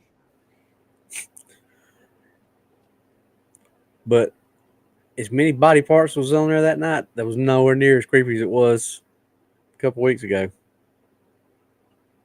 Sentinel's in the house. What's up, Sentinel? 6. Brent Roberts was asking. He sent me a text asking me how to become a member of the channel. If you're watching on YouTube, Brent, down where the bar is, where you type in messages in the chat, it says where you just click on and where you start typing.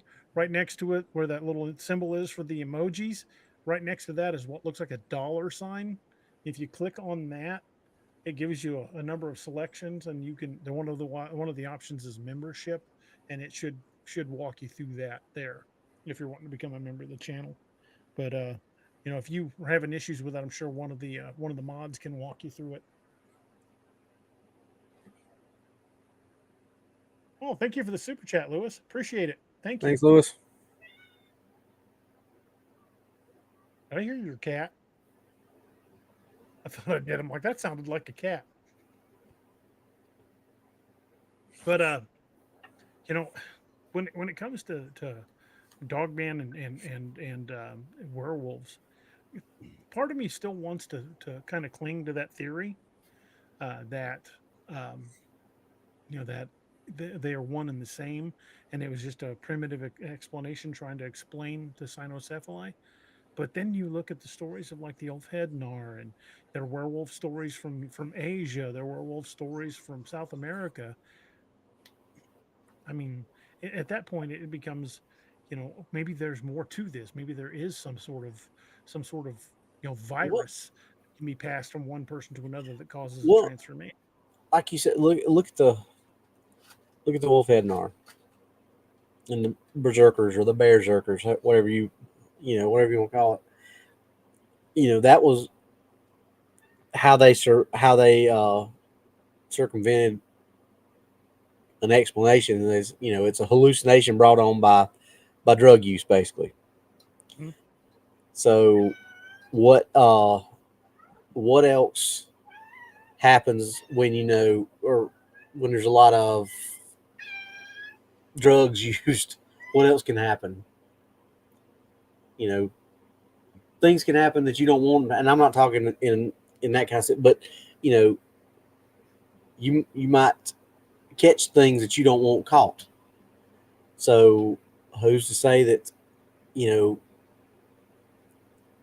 whatever they were taking to bring on these hallucinations didn't cause them to catch some type of from whatever herbs and funguses and things like that they were putting in these stews didn't you know have some kind of adverse effect on their body and give them some kind of I mean Let me do something real quick. To Hey, super chat from Sentinel. Thank you, brother. certainly the man. Let me share this real quick because I want to help help Brent here. Um, if you look, this is the copy of the YouTube channel. I know that's going to kind of get freaky here in a second, but if you look down here, Brent, right there should be the join button. I don't know if it's different on Apple or Mac or whatever, but right down here next to where it says the name of the podcast, there should be the join button down there, right there. Oh, that's kind of freaky. Like looking off into infinity. Yeah. Sonia says it's different on mobile. On mobile, I have no idea. I'm sorry, I have no idea.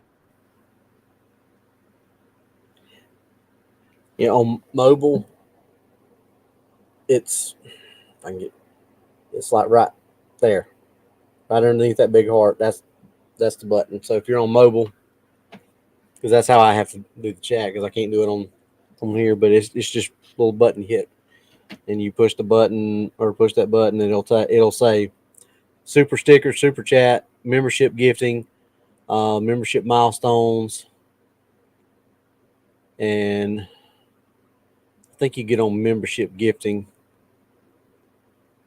No, that's not it. Actually, on mobile, Robbie, if you don't have the chat up, if you close out the chat, the the join button's right there. God dang it! Okay. Yeah, So if you don't have, that little you dollar can't sign. unless you have the chat closed. Yeah, the dollar sign. That's only for super sticker, super chat, and membership gifting. So Okay. that has nothing to do with becoming a channel member. That's what you get after you're already a channel member. Yeah. If you close out of the chat and just leave the video playing, where it's got the title says Dogman and Werewolves, what do we really know, and how many people are watching, and then it's got DAX Machina podcast. It should be right next to the name DAX Machina podcast if you've got the chat closed. Okay, I think we got it figured out.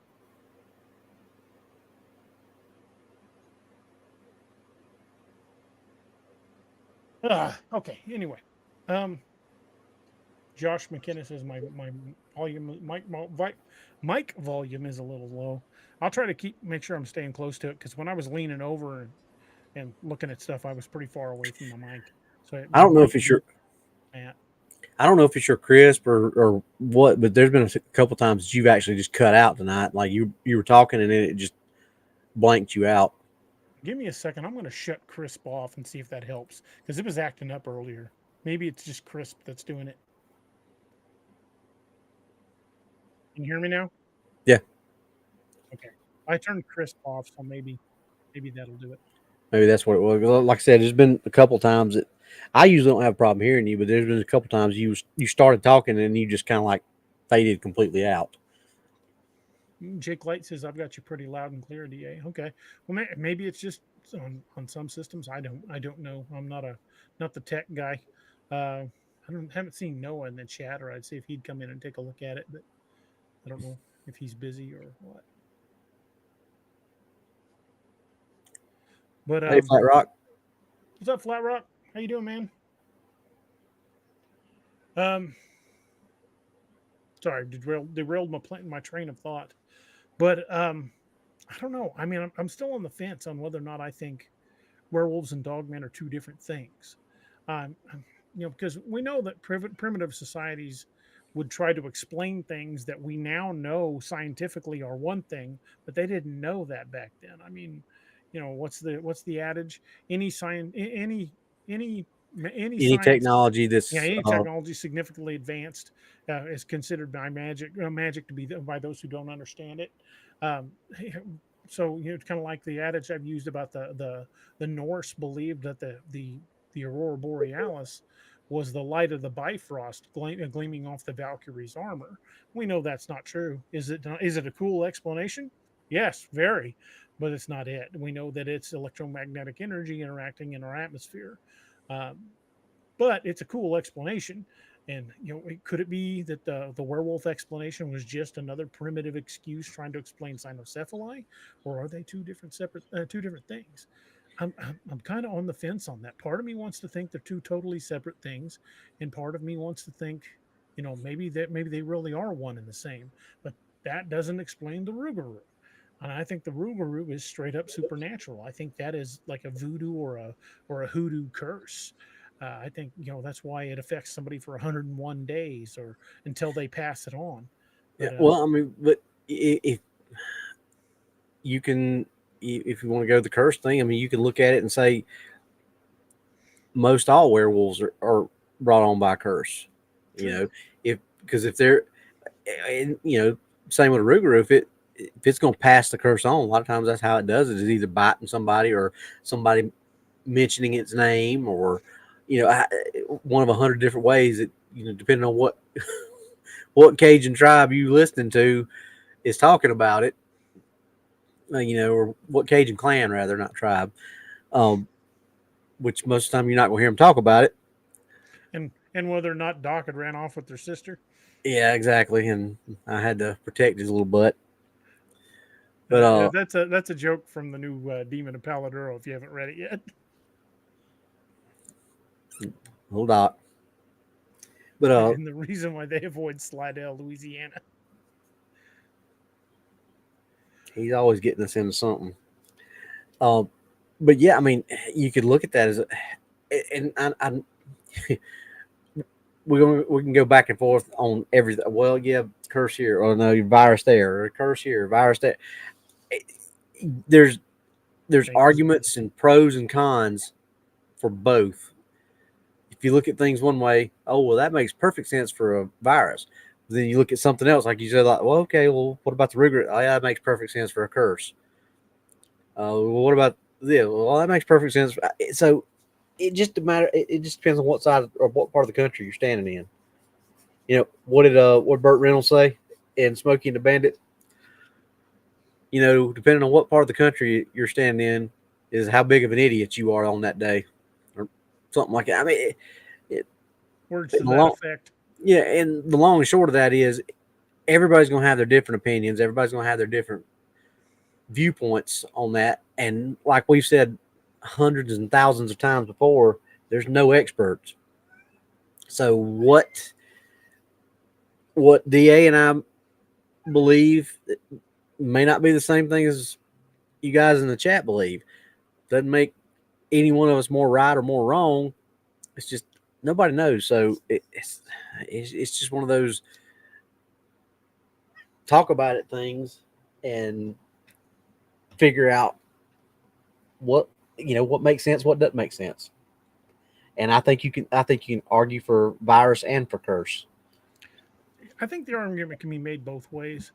And like I said, I really, my logical brain, the part of me that was a cop that wants a scientific explanation for everything, wants to think, it's probably just the cynocephaly, because there's so much documentation. It's hard for me to just say the cynocephaly can't exist. There's way too much, documentation going back to the Roman Empire about them existing. It makes me think, it would be a much easier, explanation to say it was just, very superstitious Romanians that first created the legend of the werewolf based on sightings of the cynocephaly. But I don't know. part of me still wants to that even he who is pure in heart and says his prayers at night, that part is still on the fence about it, especially when we factor in the Ulfhead Nar and we factor in the Rougarou and the Ulanga Dog Lala and the Lakota Dog Soldiers, and these are stories of physical change, and I don't know. I like I said, you know, rational brain wants to believe one way, but monkey brain's kind of leaning the other way. Well, that's what I said. You can start making an argument for virus, and then something will lead you to no. Well, that's curse, and you start walking down the path of curse, and then something will take you to virus. I mean, Mhm. What if it's 6-1 both? half. What if it's not one or the other? What if it's both under different And circumstances? that's what if What if one is a neither's wrong? what if one specific type is a curse brought on, and what if one specific type is something that that anybody, it can happen to anybody, it's just a virus. And what, even past that, what if one is just born that way and it's not a curse or a virus? Mrs. Moon says, "Hey, did your uncle ever talk about the dog soldiers?" No, I learned about them from another source. But Uncle Buddy was Cherokee, so the Cherokee didn't have dog soldiers, but he's the one that told me about the Ulanga Dog Lala. Shadow Gypsy says, "What about a protozoan?" Maybe. I mean, it could be a virus, it could be a protovirus, it could be, you know, a rhinovirus, it could be something like messenger RNA that changes the host DNA. There's a lot of explanations on what could literally cause a physical transformation in somebody, but from a medical standpoint, it's hard to believe that this virus would change them and then allow them to change back. Generally, in nature, when something undergoes a metamorphosis, it does not turn back. But then we've got these stories of people becoming a bloodthirsty killing machine at night and coming back the next day with no memory and covered in blood. Um, I just I don't know. I want to think it was a rational explanation, but God knows we've all at least we at least seen, if not experienced for ourselves, things that go bump in the night that can't really be explained. So at the end of the day, you know, our our brains have those primitive irrational fears wired into them, hardwired into them for one reason or another, and it's generally survival. The uncanny valley theory, because it makes us harken back to a time when something that looked almost human hunted us. And I think that's why that genetic memory exists in humans across the planet. What do you think, Robbie? I think the uncanny valley is, I think a lot of people read too much, and that's Bigfoot, that's you know Neanderthal, whatever this. But if you really look at, I mean, look at a wolf man, look at a werewolf. That looks a lot like a human. I mean, looks a lot like a wolf too. But look at all the other anthropomorphic things. Like, okay, what's the big hot Thank you, button Lily topic? Sue. The big hot button topic right now is all the Disney stuff that's hit free domain. You got, Public domain now. yeah, you've got Winnie the Pooh, Blood and Honey, and the Poohniverse now, because they've had the two Winnie the Pooh, Blood and Honey movies come out. They've had the Blood Peter and Pan honey movie. so cracks me up. I know. You know what else is public domain? What else? Sherlock Holmes. Really? Yeah. That's cool. So if it's public domain, and I am going to double check this to make sure, because I know only certain parts of the Doyle estate is now public domain. There's part of it that's still not for a few more years, but if it's all public domain, we might very well see a story set in roughly 1885 where certain groups of the nightmare hunters or called to England to help a certain detective hunt down something. If I can, if I can get away with doing it. If it is indeed public domain like I heard, yeah, I think I will do probably a Nightmare Hunters, Dark Frontiers meets Sherlock Holmes story. That Jack guy that like to tear up stuff. Maybe is that who you talking about? Maybe. Maybe.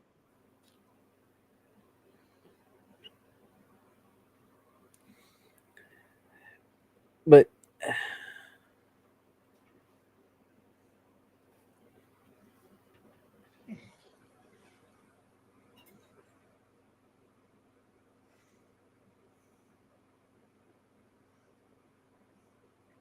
sorry, the answer no. Larry Berlin says, just think of how much energy it would take to make a transformation.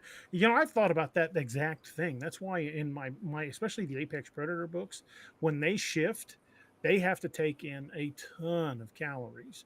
That's why I always mention that all of Micah and the boys will go into a restaurant and damn near eat it, eat everything they've got in the kitchen. Those guys can put away the food is because their bodies are probably burning 40, 50,000 calories in a transformation. Yeah, that's a. Mara Rod says, "Have you heard of the case of Manuel Blanco Romasada Santa, the werewolf of Spain?" I have not. I will have to look that up. What was it? Oh, Manuel Blanco Romasanta, the werewolf from Spain. I am going to have to look that up because that's pretty intriguing. that sounds familiar. Let me look it up right quick just to see. That sounds really familiar. Vicky Dennison says, "Grey Eagle explains that in Blood Eagle."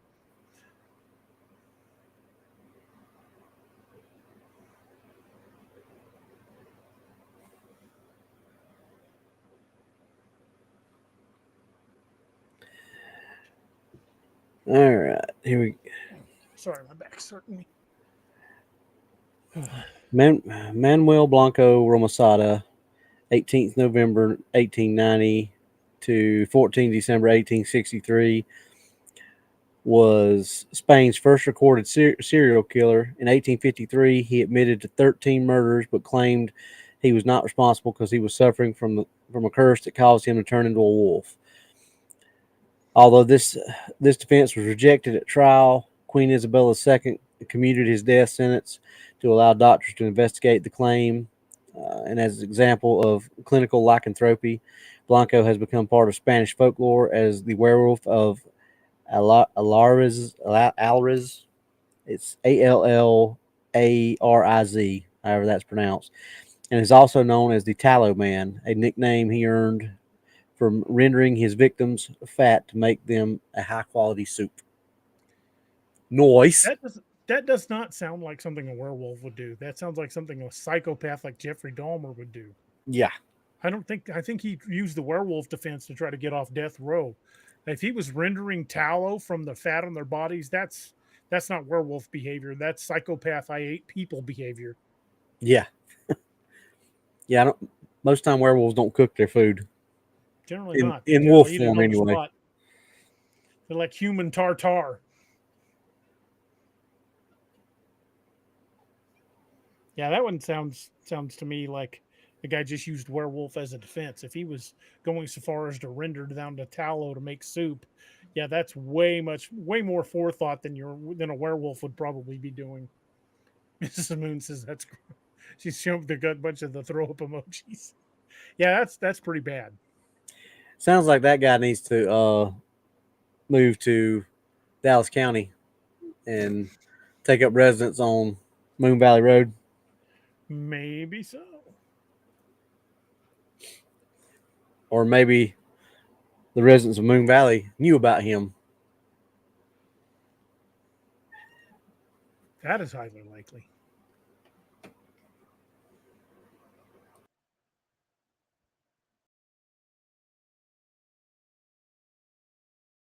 Did I lose you, Robbie? You got real quiet all of a sudden.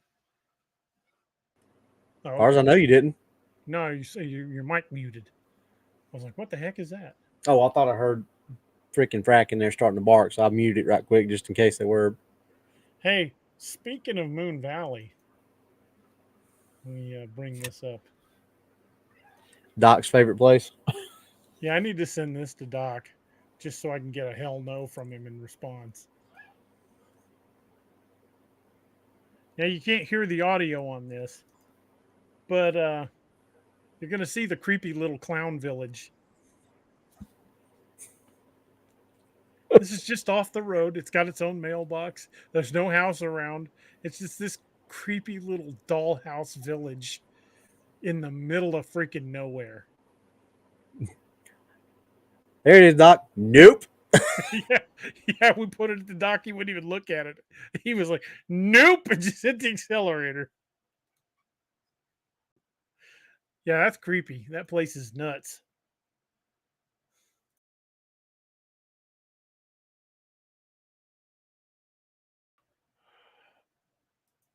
Oh, dude, I definitely need to send this one to Doc. Let me bring this one up. This is what's left of the Dallas County Cannibals house. When the highway patrol arrested them, they were going to come back and investigate the house, and it mysteriously burnt down the next day. I think there was more people involved in that cannibal incident out there than we'll ever know.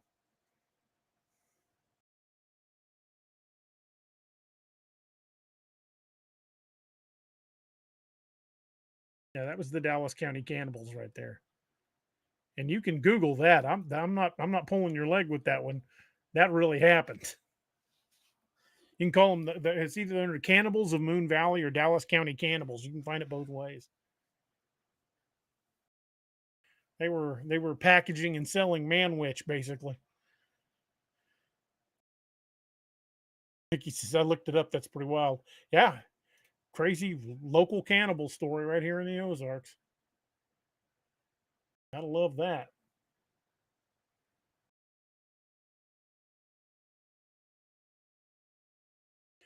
But anyway, I digress. Dude, it's already coming up on the 2-hour mark. You can't hear me? I can't hear you at all. All right, well, Robbie will be right back. Robbie's got a reboot. I swear, Talk Studios got it in for Robbie. Every once in a while, we just lose his audio for no reason. Uh, Roxanne says, DA, did they find more remnants of other bodies? They found bone fragments all over the property. And I don't know how many of them have been tested. But when the highway patrol wanted to go back and search the house, before they could get there, it burnt down. It burnt to the ground. I believe that they have accomplices out there. I believe there was way more people involved in the processing and eating of long pig than just the two that went to prison. In fact, I'm not gonna try to point out any names, but if you drive out down that road, you'll figure it out pretty quick for yourself. There is a place out there where some very strange behavior is noted by the occupants of this house, this area, and across the road in the field across the gravel road in the field from their other house is, I don't know, between 60 and 100 cars. Most of them look like they were probably driven out there and parked.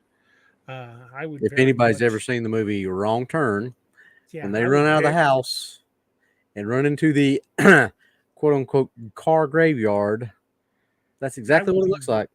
I would be very, as a cop, my instinct is to sneak in there and get a bunch of those VIN numbers and run them because I bet they're probably all associated with missing persons cases. But I don't know, and it's private property, so it's not like I'm going to be able to.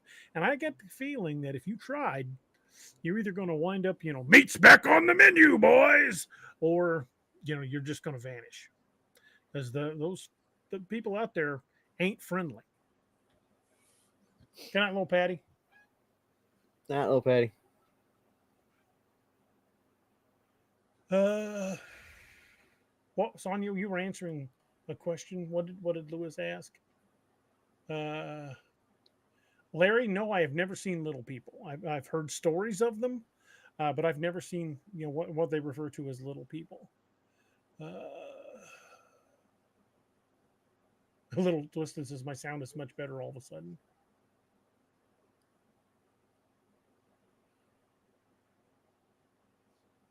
Uh oh, Edie Testerman chimed in because he lives not too far from there. I mean, he lives not far at all from the Dallas County Cannibal site.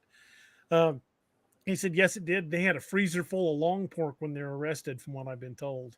Yeah, and allegedly they'd been sharing said long pork with the locals. We'll just put it that way. I won't say because there aren't many houses on that road.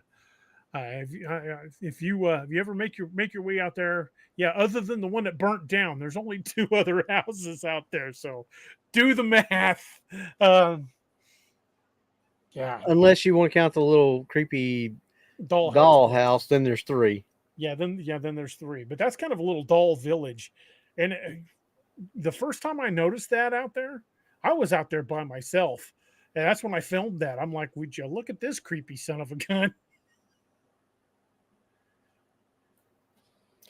Yeah, it would not surprise me that they had a considerable amount of long pork when they were arrested. And Bobby Singleton says, wish us luck. We're going to Brown Springs for an all-nighter in about 3 weeks. Be careful, go unarmed. One of the things that have been reported being seen out there are tigers. Yes, tigers. The Tiger King from the old Netflix show, his tiger sanctuary is just a few miles from Brown Springs, and there have been a number of escapes over the years. People have reported tigers at Brown Springs. well, So don't go unarmed and be careful. that the original one is shut down now, but they never did find all the ones that escaped. Right. Yeah. Some of them were just into the wind. And believe me, that particular corner of Oklahoma, the woods are thick enough. A big cat like that could very easily go unfound for a long time. Roxanne says, no more pork for me. Well, I can tell you from well, not to sound too terribly gross, but from helping move bodies that have been in a fire, it smells like barbecue. It smells like pork. Yeah, K Bauer says, and if Dogman and cannibals aren't bad enough, add on tigers. Exactly. Yeah, if you're going to be spending time down in Brown Springs, for God's sake, don't go unarmed and don't wander off by yourself because tigers are ambush predators. They will get you when you ain't looking. Mm-hmm. Vicky Vincent says, new meaning to hear kitty kitty. Yeah, if you hear a cat and you feel the growl resonate in your chest, that ain't a mountain lion. Or a house cat. Yeah, it ain't no kitty cat either.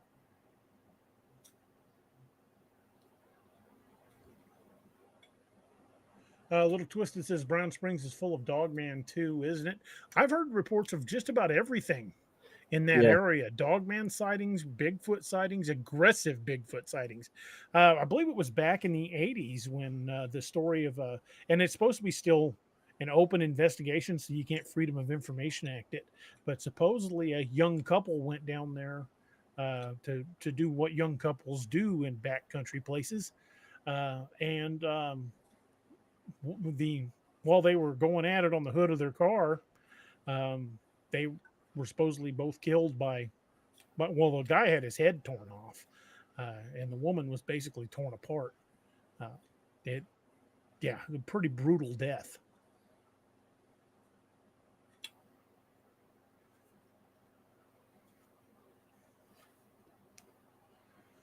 I guess you know where my morbid sense of cop humor went with that one. Yeah. I'm not gonna say it, but I thought it. Yeah.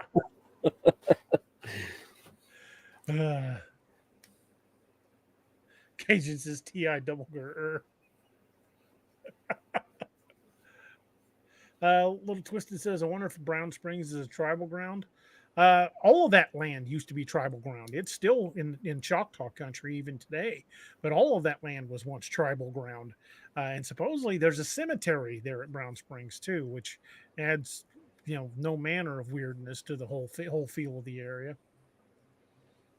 It's just another level, another layer. Just another. Wait, we've hit another rock layer. More creepy shit. Don Donaldson says tigers are known for backtracking and coming up behind you. Yup, they are. CD Squatcher says finding bodies there. Allegedly, they found a number of bodies there over the years. It's not an area I would exactly consider safe. Um,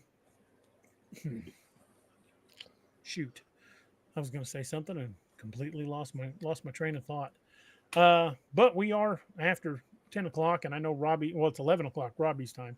I know Yep. he's got to work tomorrow, so we'll start winding things down. But I think it's just it's food for thought. Don't take our word for it, folks. Do some of your own research, do your own reading, decide for yourself. Because again, like we've said a lot of times, and we will always say it, there are no experts in this field, and anyone that tells you they are an expert's full of it. There are no experts in this field because if there were, we would have already dragged one of these things in and identified it for science. Until that happens, there are no experts. Um, so, again, form your own opinions. What do you think? Because your theories and your ideas are just as valid as anything me and this rascal over here can come up with. Because we don't know either. We're working on theory. Yes, we do spend time in the field. Yes, we have had some creepy crap happen to us, and we've observed certain behaviors, and that's what's helped form our opinions. But that doesn't mean we're experts. That just means this is what's happened to us, and this is what our theories are based on our experience and story and things we've read. Um, so again, don't be afraid to do your own research. You don't that doesn't necessarily mean you go by and pick you up a shotgun and go camp out down at Brown Springs by yourself. I'm not recommending that, and you don't even have to go out in the woods.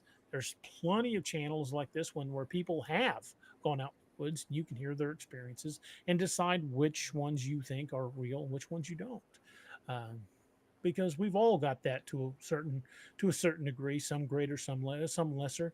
But you kind of get that that bullshit radar once you've been a cop for a number of years, because you can kind of well, Robbie will tell you once you've gone to the neurolinguistic programming class, you don't go back. There's no unseeing those little marker cues that people make. So for some folks, it's easier than others to spot somebody that's being deceptive. But form your own opinion. Don't take anybody's word for it, because your opinion is just as valid as any of ours. And again, I truly believe these things are out there. And I think, as Robbie has put it in the past, it is a far bigger leap of faith to think that this is a multiple 100-year worldwide hoax that's been perpetrated on eyewitnesses all over the planet, sneaking out into the back country and leaving tracks in the hopes that somebody stumbles across it and finds this trackway. That's a really big worldwide, multi-level conspiracy theory that would involve secret societies. Or is it, just easier to believe that there's something out there? And the more we dig into human psyche and discover things like the uncanny valley theory that exists across mankind, across the planet, that we all have an innate genetic memory of fear of something that looks like us in the dark. Why would we all have that? Why would we be afraid of something that looks almost human in the dark? Why would we be afraid of that? Unless something once hunted us, or unless we were prey to something that looked kind of like us. Um, it's just food for thought, folks. Again, form your own opinions, make your own decisions, be informed. Don't take anybody's word for it. That goes with not just cryptids, but that goes with a lot of the crap that the media spews. But that's a whole other story, a whole other set of stories and circumstances. Do your own research. Trust nobody that claims to be an expert. Form your own opinions, and you know look for the truth. And I think the truth will surprise you in a lot of cases. So thank you guys for hanging out with us tonight. We had a good time, even though we didn't stay on topic a lot, but we did still have a good time. And I think we achieved our goal, which is to give you guys a lot to think about. Do you think Dogman and Werewolves are the same thing? Do you think they're different? Do you think the Rougarou is a type of werewolf, or is it something different? What about the Hotametaneo or the Ulfhednar? Are they something different? Are they werewolves? Are they dogmen? Are they something in between? We don't know. We all we have is theory, and yours is as good as ours. So keep your eyes out, because next time you see a set of glowing yellow eyes in the dark, it might not be the neighbor's cat. It might be something bigger with the thought of you on the menu. So be safe, be careful, and thank you guys for joining us. Before we go, real quick, I want to mention the 22 a Day Foundation. I almost forgot to mention that we lose 22 veterans a day to suicide, and that is 22 too many. So check on your friends and family that are first responders or veterans, people who've served in uniform in any capacity.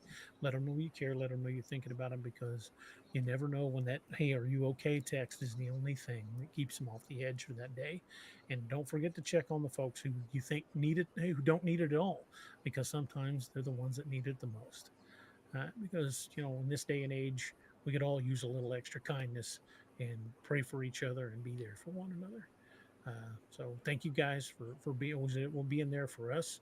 Thank you guys for your prayers and your well wishes, and prayers for each other, and prayers for the ones who need it. And we thank each and every one of you folks, and we're so happy to have you as part of the DAExMachiNation. And don't forget, much like cryptid stories, the stories that I write, stories that Robbie's writing, stories are journeys that we take together. And I want to thank each and every one of you for taking those journeys with us. So thank you guys so much. And we will see you guys on Saturday night. And we'll close this out with a toast. And I will bring that toast up if I can remember it. If I can remember to pull it up, that is. And the toast is from an old Irish drinking song called The Parting Glass. And it's a beautiful tune.